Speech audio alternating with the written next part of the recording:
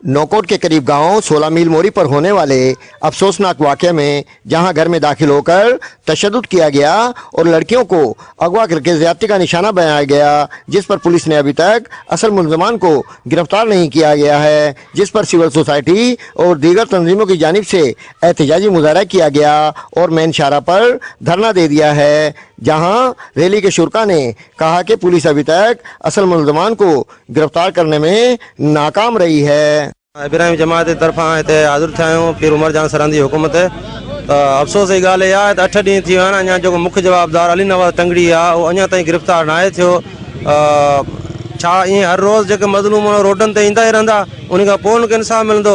त साईं वारनि जो इहो हुकुम हो त तव्हां वञो हुते, उनखे फौरी तौर इहो मुतालबो फौरी तौर उनखे गिरफ़्तार कयो वञे, वरना पूरी सिंध में पूरे पाकिस्तान में असांजो एहतजाज दायरो अञा ई वधायो वेंदो।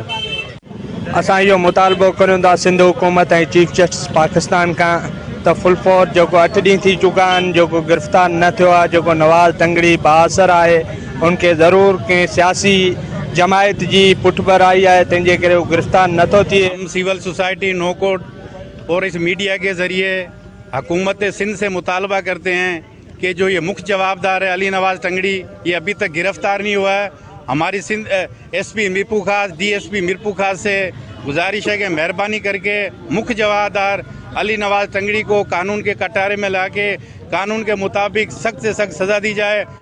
उन्होंने मुतलका हुकाम से मुतालबा किया है कि मुल्ज़िमान को फौरी तौर पर गिरफ्तार किया जाए, वरना एहतजाज का दायरा वसी किया जाएगा। मलक इस्लाम, वश न्यूज़, नौकोट।